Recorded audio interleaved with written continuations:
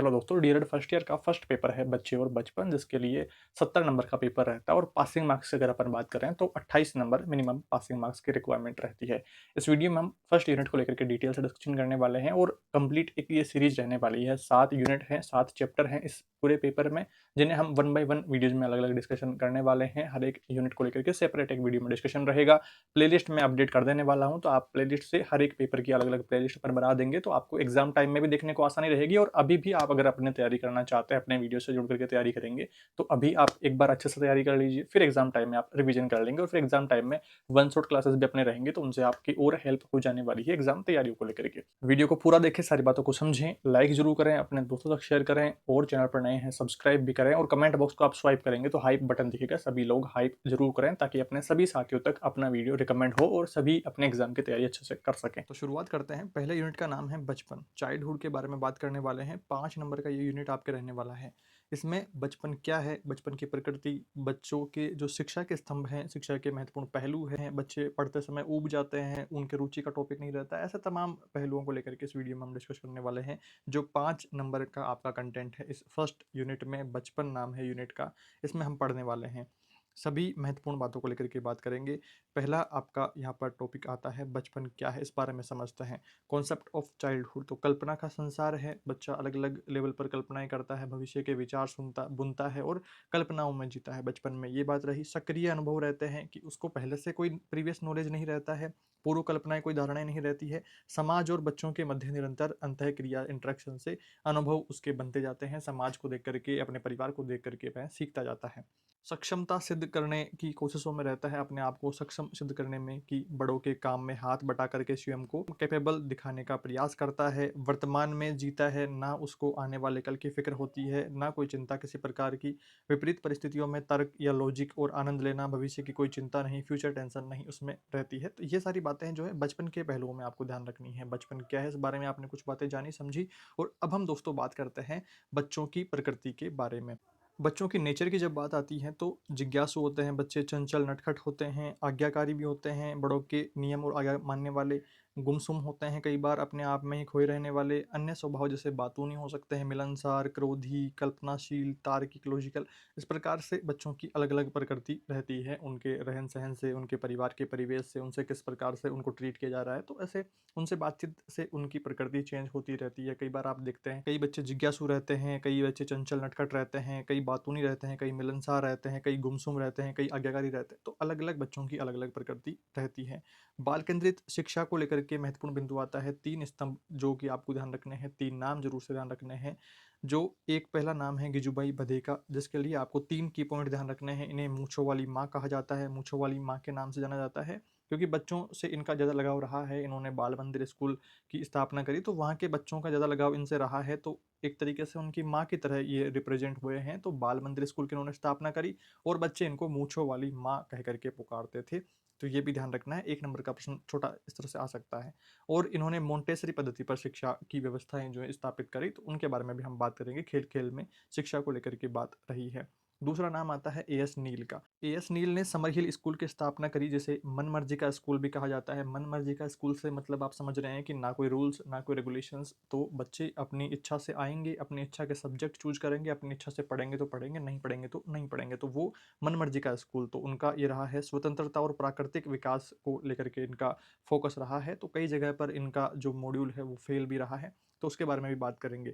John Holt के बारे में तीसरा नाम जरूर से ध्यान रखना है। स्कूली शिक्षा के आलोचक इन्हें कहा जाता है।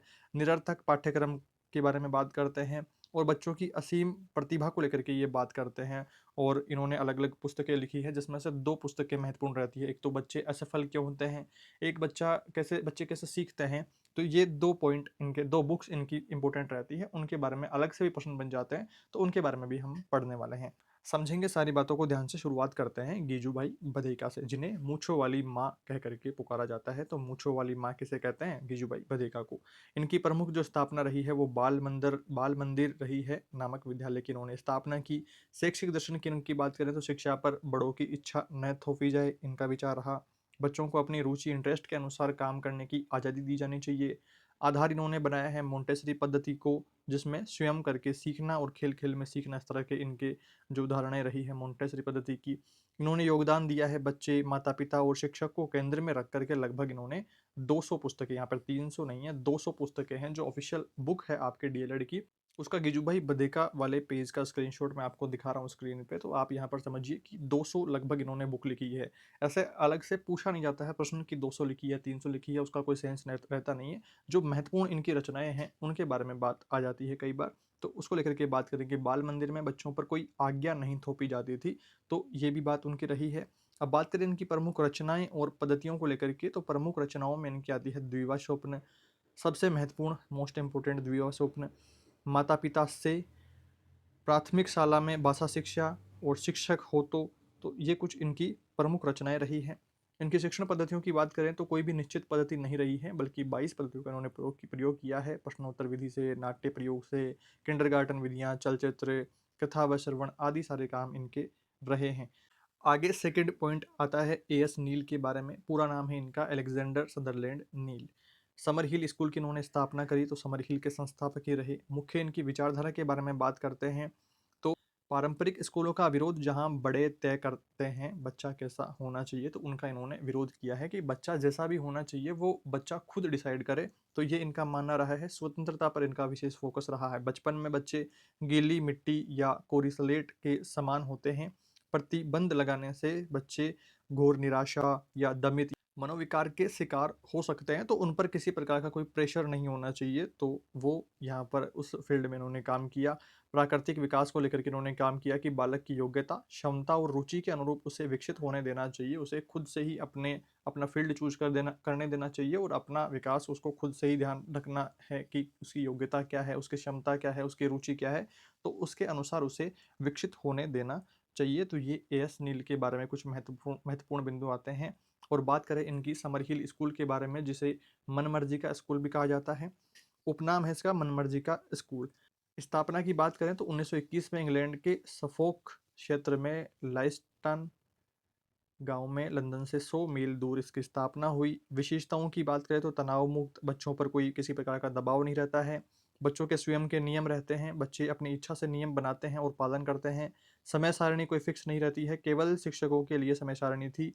मूल सिद्धांत की बात करें तो सीखना उतना महत्वपूर्ण नहीं था जितना व्यक्तित्व और चरित्र निर्माण था। तो ये इसका मूल सिद्धांत रहा है। किस आयु वर्ग के बच्चे यहाँ पर पढ़ते थे, तो 5 से 16 वर्ष के समूह के, 5-7 वर्ष के, 8-10 वर्ष के, 11-15 वर्ष के, इस तरह से 3 समूहों में बच्चे यहाँ पढ़ने आते थे, जिसके लिए कोई रूल्स रेगुलेशंस नहीं थे। अब इसकी कमियों की लेकर के बात करें, क्योंकि कोई रूल्स रेगुलेशंस नहीं है तो आपको पता है कि कई सारे बच्चे बिगड़ जाएंगे। तो अनुशासनहीनता की बात आ जाती है। सीखने की अनिश्चितता वहाँ पर रहेगी। कोई बच्चा, जैसे जंगली लोगों का स्कूल से कह देते हैं कोई, तो जहाँ कोई कायदा कानून या शिष्टाचार नहीं है तो अनुशासनहीनता रही।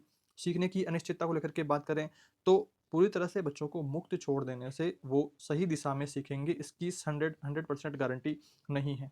तो सीखने की अनिश्चितता भी रही कि कुछ बच्चे ही होंगे जिनको फ्यूचर की चिंता रहेगी, वो थोड़ा सा कंसिस्टेंसी के साथ में पढ़ाई पर फोकस करेंगे, आगे अपने प्लान्स को लेकर के काम करेंगे, बट मोस्टली बच्चे बिगड़ जाएंगे। 100% गारंटी नहीं है कि सभी बच्चे सही दिशा में ही सीखेंगे।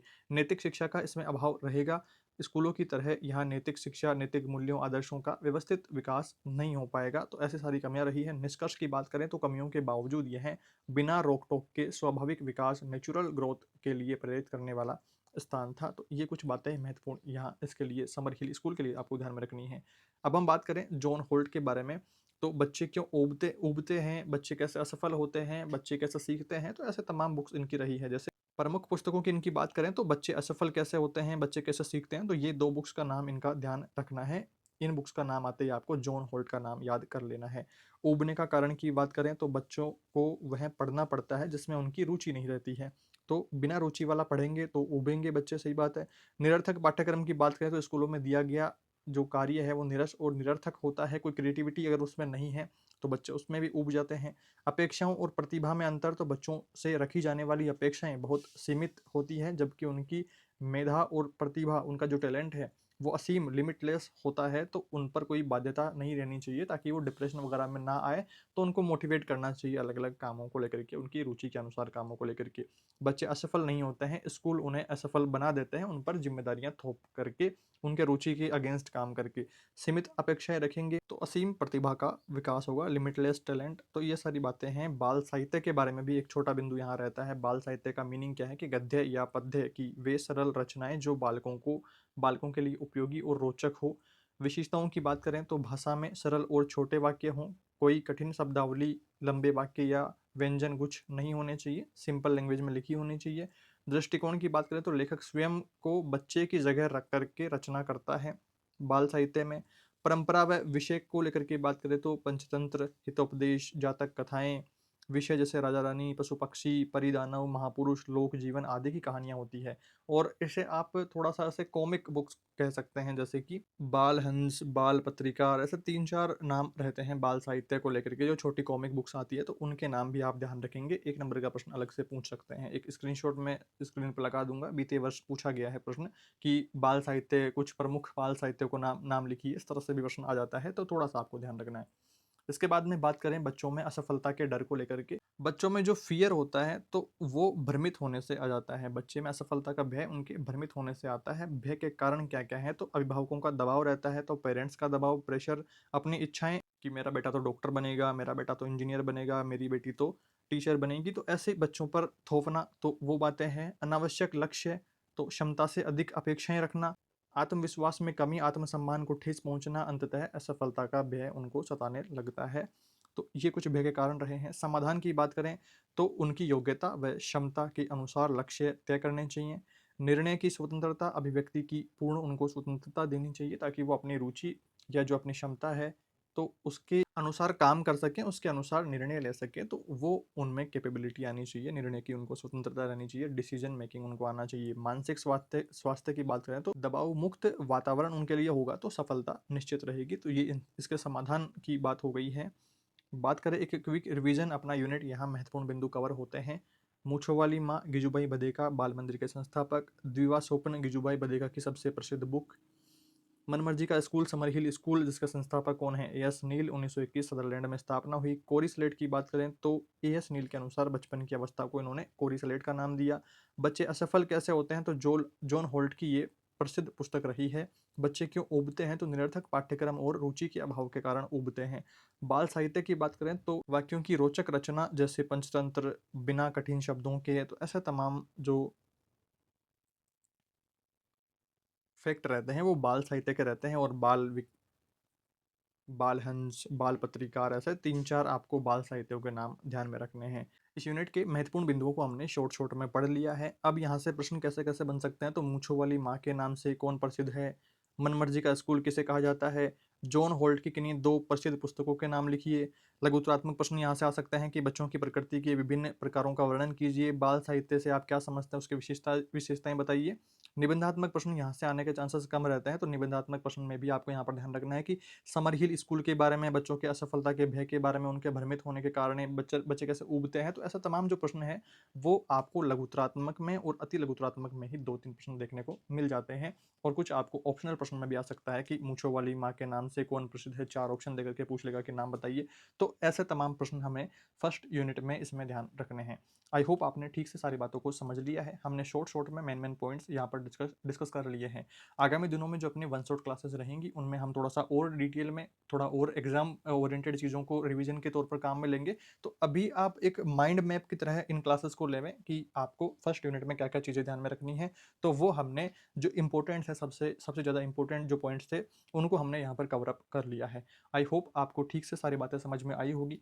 फिर भी इससे संबंधित आपका कोई भी सवाल रहे, कोई भी सुझाव रहे तो कमेंट्स में बताएं। कमेंट रिप्लाई देकर के आपके डाउट्स को दूर करने की कोशिश रहेगी।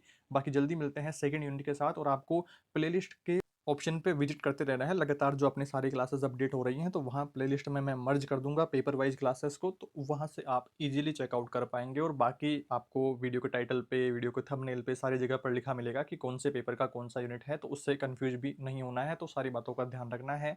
आप चाहें तो नोट्स बना सकते हैं। बाकी मेरा पर्सनल रिकमेंडेशन रहेगा कि आप इन क्लासेस को ध्यान से देखें, समझें। एक बार समझ में नहीं आता है दोबारा देख लें। तो ये सारी क्लासेस यूट्यूब पर अवेलेबल रहने वाली है।